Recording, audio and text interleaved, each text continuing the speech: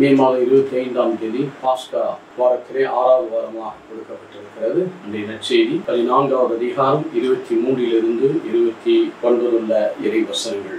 அதற்கு இயேசு பின்வருமாறு கூறினார்: என் மீது அன்பு கொண்டுள்ளவர் நான் சொல்வதை கடைபிடிப்பர். என் தந்தை அன்பு கொள்வார், நான் அவரிடம் வந்து குடிக்கொள். என் மீது அன்பு கொண்டிராதவர் நான் சொல்வதை கடைபிடிப்பதில்லை. நீங்கள் கேட்கும் வார்த்தை என்னுடையது அல்ல, அவை என்னை அனுப்பியவருடைய தந்தையுடைய. உங்களோடு இருக்கும் போதை விட்டெல்லாம் உங்களுக்கு சொல்லிவிட்டேன். என் பெயரால் தந்தை அனுப்ப போகிற தூய ஆவியாராம் துணையாளர் உங்களுக்கு அனைத்தையும் கற்றுத் தருவார். நான் கூறிய அனைத்து உங்களுக்கு நினைவூட்டுவார். அமைதி உங்களுக்கு விட்டு செல்லுடைய அமைதியை நான் உங்களுக்கு அளிக்கிறேன். நான் தரும் அமைதி உலகம் தரும் அமைதி போன்றதல்ல. நீங்கள் உள்ளம் கலங்க வேண்டாம், மருள வேண்டாம். நான் போகிறேன், பின்பு உங்களிடத்தில் திரும்பி வருவேன் என்று நான் உங்களுக்கு சொன்னதை கேட்டீர்கள். நீங்கள் என் மீது அன்பு கொண்டிருந்தால் நான் தந்தை சொல்வதற்கு மகிழ்ச்சி அடைவீர்கள். தந்தை என்னை விட பெரியவர். இவை நிகழும் போது நீங்கள் நம்பும் போது இவ்வாறு முன்பே உங்களுக்கு சொல்லிவிட்டேன். இனி உங்களோடு மிகுதியாக பேச போது, ஏனெனில் தன் வந்து கொண்டிருக்கிற அவன் மேல் என் மேல் அதிகாரம் இல்லை. ஆனால் நான் தந்தையின் மீது அன்பு கொண்டுள்ளேன் என்பதையும் அவர் எனக்கு கட்டளையிட்டதை உலகம் தெரிந்து கொள்ள என்று எழுந்திருங்கள், இங்கிருந்து போகும். எனக்கு அருமையானவர்களே, என் பெயரால் தந்தை அனுப்ப போகிற தூய ஆவியாம் துணையாளர் உங்களுக்கு அனைத்தையும் கற்றுத் தருவார். நான் கூறிய அனைத்தையும் நினைவூட்டுவார். கற்றுத் தருவார், நினைவூட்டுவார்.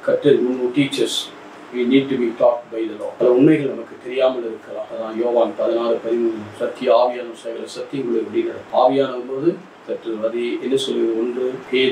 1 யோவான் 2:27 நீங்கள் பெற்றுக்கொண்ட அபிஷேகம் கற்றுக் கொடுக்க யாரும் உங்களுக்கு கற்றுக் கொடுக்கவில்லை, ஆவியானவர் தாமே இந்த உண்மைகள் எல்லாம் கற்று. ஏனென்றால் ரோமர் 8:26 சொல்லப்பட்டிருக்கிறது, நம்முடைய பலவீனமான நேரங்களில் ஆவியானவர் துணை இருக்கிறார். நாம் ஜெயிப்பது எப்படி என்று தெரியாது. சொல்லனா பெருமூச்சலோடு நமக்காக பரிந்து பேசி கடவுளுடைய உள்ளத்தையும் மனிதனுடைய உள்ளத்தை அறிகிறவர். ஏற்றவாறு அவர் செபிக்க நம்மை வழிநடத்துகிறார். ஆகவே நான் என் பெயரால் அனுப்ப போகிற அந்த ஆவியானவர் உங்களுக்கு கற்றுத்தர பல உண்மைகளை கற்றுத்தருவார். இது லூக்கா 12:12 பார்க்கிறோம்.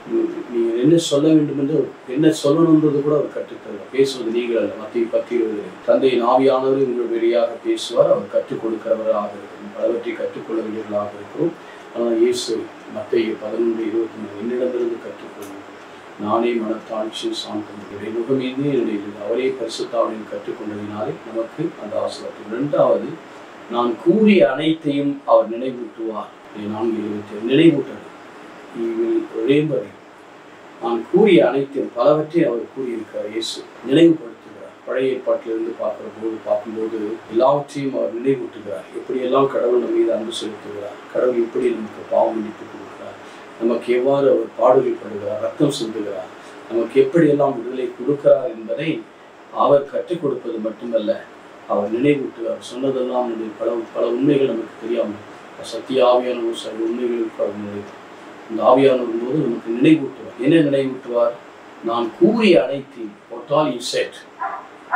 எதையெல்லாம் நமக்கு அவர் சொல்லி இருக்கிறார் அவைகளெல்லாம் அவர் நினைவூட்டுகிறவராக இருக்கிறார்.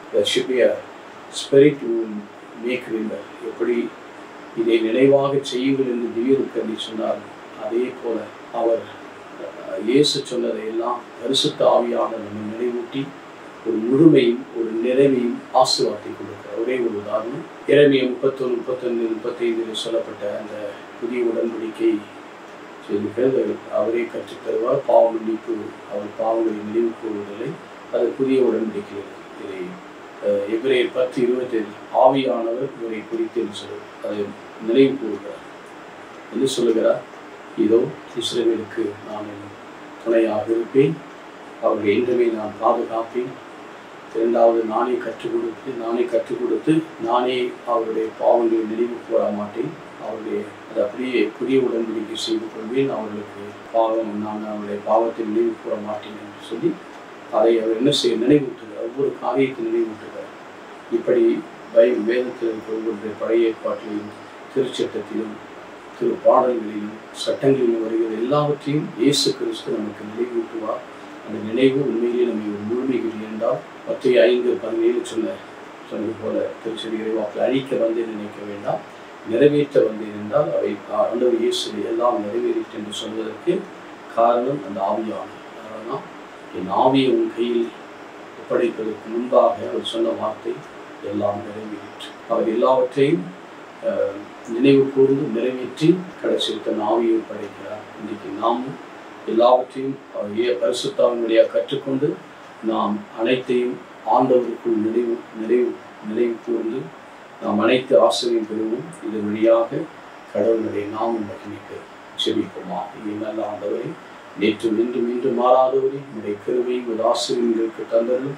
பரிசுத்த ஆவியானவர் என் பெயர் அனுப்பக்கூடிய பரிசுத்தால் கற்றுக் கொடுப்பார். அது மட்டுமல்ல, நான் கூறியதெல்லாம் அவர் நினைப்பூட்டுவார். Make you to remember. எல்லாவற்றையும் நினைவு கூர்ந்து என்னுடைய வாழ்வில் ஆசீர்வாதத்தின் வல்லமையை தரும்படியாக இயேசுவின் நாமத்தில் பிதா சுதன் பரிசுத்த ஆவி ஆசீர்வதிப்பாராக. ஆமென்.